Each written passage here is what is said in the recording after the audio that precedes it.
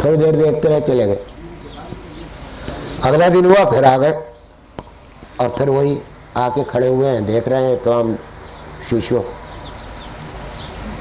اس دن بھی انہوں نے پوچھا کہ بھائی کیا دیکھ رہے ہو؟ کہا کہ نہیں کچھ نہیں دیکھ رہا ہوں, ذرا یہ دیکھ رہا ہوں کیا کیا رکھا ہوا ہے تمہاری دکان. آئے چلے گئے. تیسرا دن ہوا تو اب جب وہ پھر آئے اور اسی عمل کو دہرانے لگے تو اب غصہ آ گیا انسان ہے کہ خریدتے بھی کچھ نہیں ہے, خواہ یہاں وقت برباد کرنے آ جاتے ہیں اور کھڑے ہیں دیکھ رہے ہیں شیشیوں کو کہ فلاں شیشے میں کیا ہے کیا نہیں ہے کیا نہیں. تو انہوں نے کہا کہ بھائی یا تو تمہیں اگر خریدنا ہے تو خرید لو, نہیں تو بس جاؤ. اور یہاں نہ میں پوچھتا ہوں کہ کیوں کیا کر رہے ہو اور کس لیے آتے ہو تو بتاتے بھی. انہوں نے کہا کہ نہیں میں اصل میں یہ سوچ رہا تھا کہ جب تمہاری موت آئے گی تو کس طرح آئے گی.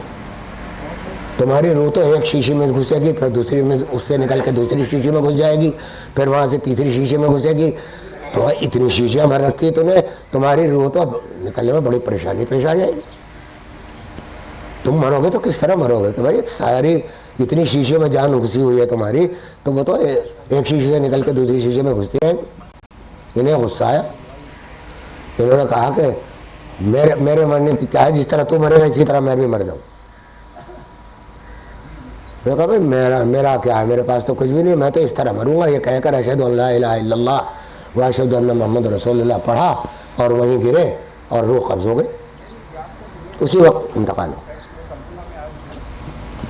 اللہ تعالیٰ نے بھیجا تھا کہ میاں سنبھل جاؤ. چنانچہ چوٹ لگی دل پر, اور ایسی چوٹ لگی کہ سب کاروبار چھوڑ کر پھر اس دنیا کو ترک کر کے پھر اللہ ہی کے ہو رہے ہیں. لیکن یہ واقعات تو قابل تقلید ہمارے لیے اس لیے نہیں ہے کہ ہم بہت کمزور لوگ ہیں ایمان کے اعتبار سے. اسباب کی دنیا میں ہم رہتے ہیں, اسباب سے اپنا تعلق ترک کر کے ہم اپنا ایمان بھی قائم نہیں رکھ سکتے. اس لیے یہ واقعات تو بڑے لوگوں کے واقعات ہیں, قابل تقلید نمونہ نہیں ہے. لیکن اس میں ایک چیز قابل تقلید ہے کہ ایک تو یہ کہ وہ دنیا جو آپ کے دل میں گھس گئی ہے اسے نکالیے. فلا تغرنکم الحیات الدنیا, یہ فرمایا کہ دنیا کی زندگی تمہیں دھوکے میں نہ ڈال دے. اور عجیب عجیب و غریب قسم کے دھوکے ہوتے ہیں اس دنیا کی زندگی میں. آدمی کا نفس بڑی تعویلیں کر کے دکھا دیتا ہے, جب اس کے پاس غلط مال آنے لگتا ہے یا آ جاتا ہے تو پھر وہ اس کو پاس رکھنے کے لیے بڑی دلیلیں ڈھونڈتا پھرتا ہے, اور مل بھی جاتی ہیں اسے دلیل, کیونکہ شیطان لگا ہوا ہے. وَلَا تَغُرَّنَّكُمُ الْحَيَاةُ الدُّنْيَا وَلَا يَغُرَّنَّكُمْ بِاللَّهِ الْغُرُورُ. یہ غرور جو ہے یہ شیطان, تو وہ شیطان دل میں وہ تعویلات بھی ڈال دیتا ہے کہ یار رکھ لو, یہ فلاں بات اس میں ایسی ہے, یہ تو جائز ہے, فلاں ایسا ہے, رکھ لو.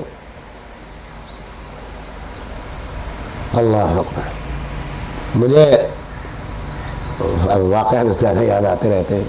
اپنے والد ماجد رحمۃ اللہ علیہ کا ایک واقعہ یاد آ گیا. الحمدللہ ایسے ماحول میں آنکھ کھولی کہ نیک لوگ سامنے تھے, نیک لوگوں کی آمد و رفت تھی. والد صاحب میرے والد ماجد حضرت مفتی محمد شفیع صاحب رحمۃ اللہ علیہ, عجیب حال تھا ان کا کہ دنیا ایسا لگتا تھا کہ دل میں کہ آس پاس تو رہتی ہے, ادھر ادھر نہیں, دل کے اندر گھسنے کا تصور نہیں کرتی. درس و تدریس بھی کیا 30-40 سال, میرا خیال ہے اتنا بہت پڑھایا. تصنیفیں بھی تقریباً 300 سے زیادہ, جس وقت انتقال ہوا اس سے زیادہ 300 سے زیادہ تصانیف تھی. دعوت و ارشاد کا بھی معاملہ تھا, بیعت و ارشاد کا بھی معاملہ تھا کہ شیخ کی خدمت میں جا کر رہتے تھے مہینوں, اور بیوی بچوں کی پرورش کے لیے تھوڑی بہت تجارت بھی کی. دارالاشاعت جس کا نام ہے آج, یہ دارالاشاعت انہی کا قائم کیا ہوا اسی زمانے کا ہے, جو آج کئی حصوں میں بٹ کے تقسیم ہوا, اس میں کئی حصے ہو گئے ہیں.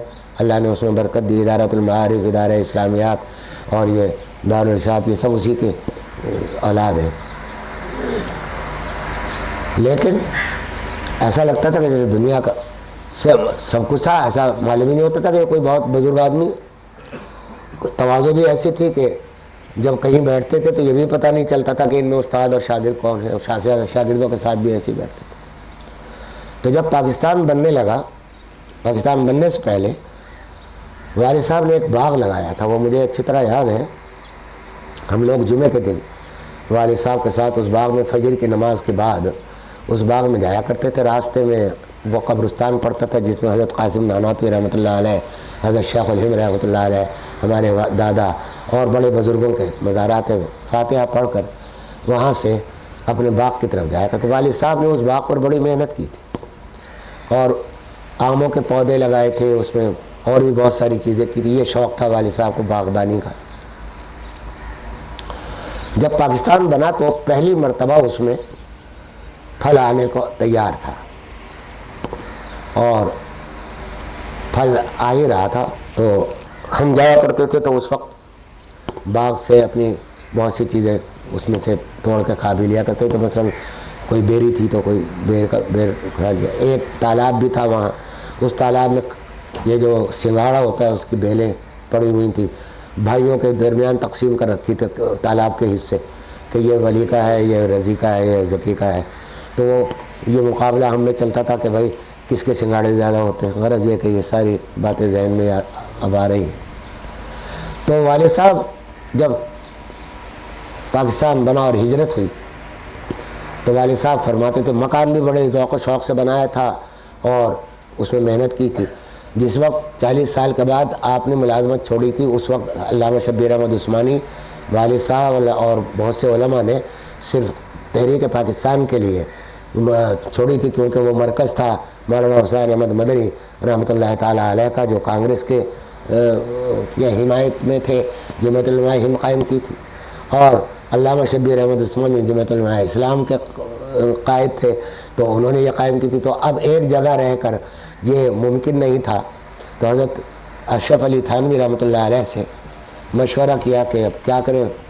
آپ نے فرمایا کہ اللہ کے نام پر استعفیٰ دو اور اس تحریک میں حصہ لو اور قائد اعظم کا ساتھ دو. تو بہرحال تو یہ حضرات استعفیٰ دے کر الگ ہو گئے تھے اور اس کے بعد تحریک میں بڑھ چڑھ کے حصہ لیا. تو اس وقت والد صاحب کی تنخواہ شاید 62 روپے مجھے یاد پڑتی ہے، پتہ نہیں کچھ کم یا زیادہ. تو 62 روپے تنخواہ تھی. اس زمانے کے حساب سے اچھی خاصی تنخواہ سمجھی جاتی تھی 62 روپے. اسی میں مکان بھی بنا لیا تھا، باغ بھی لگا لیا تھا. تو والد صاحب کا ایک جملہ اس وقت وہ یاد آ رہا ہے، اس وجہ سے یہ سارا واقعہ سنایا. تو والد صاحب فرماتے تھے جب آئے کہ الحمدللہ الحمدللہ کہہ کر فرماتے تھے اور بڑا شکر ادا کرتے تھے کہ جس دن میں نے باغ سے دیوبند سے ہجرت کی تو اسی دن گھر اور باغ دل سے نکل گئے. اس کے بعد تصور تک نہیں آیا کہ میں نے کیا محنت کی تھی، کیا پیسہ خرچ کیا تھا، کیا لگایا تھا گھر پہ یا باغ پہ، تو دل سے نکل گیا. تو بھائی بات یہ ہے کہ دنیا جو ہے وہ نہ باغ کا نام ہے، نہ جائیداد کا نام ہے، نہ کاروں کا، نہ بنگلوں کا.